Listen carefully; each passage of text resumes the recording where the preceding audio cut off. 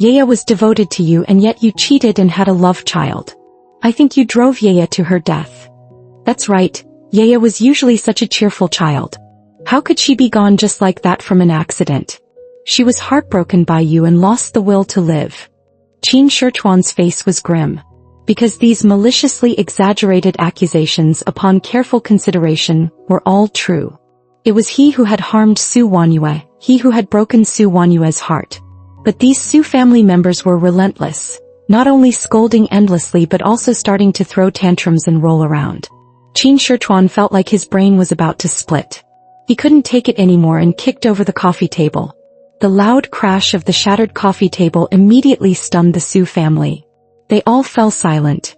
Qin Shirchuan's icy gaze swept over them and he spoke sternly, "All of you shut up. The police haven't even announced Yaya's death yet and you're all calling her dead. What exactly are you trying to achieve?" After a moment of silence, Su Wanyue's cousin retorted loudly, his neck stiff. With such a big fire, how could Su Wanyue possibly have survived? Besides, she's vanished into thin air now, which is no different from being dead.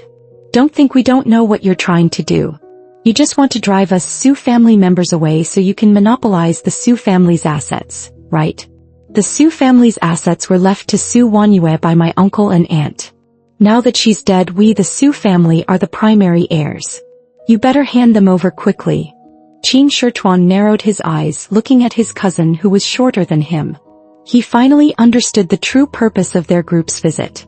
It was not to stand up for Su Wanyue but to fight for the inheritance. Clearly, Su Wanyue had treated these relatives well, even voluntarily offering them a share of the Su Corporation's profits each year.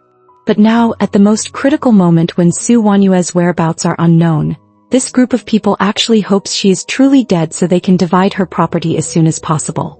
Qin Shirchuan closed his eyes and for the first time in his life, felt that Su Wanyue was not worth it. He raised his hand and beckoned the butler and without batting an eye he ordered, "Drive these people out and don't let them come near the villa again. Also spread the word. From now on, anyone who dares to tell me my wife is dead in front of me will be ruined." Then amidst the clamor of bodyguards shoving the Su family, Qin Shirchuan turned and walked upstairs without looking back. Back in his room, the greedy faces of the Su family kept replaying in Qin Shirchuan's mind, making him feel a suffocating man.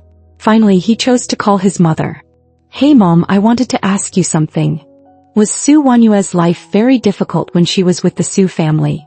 Before, Qin's mother had been hospitalized long-term due to poor health.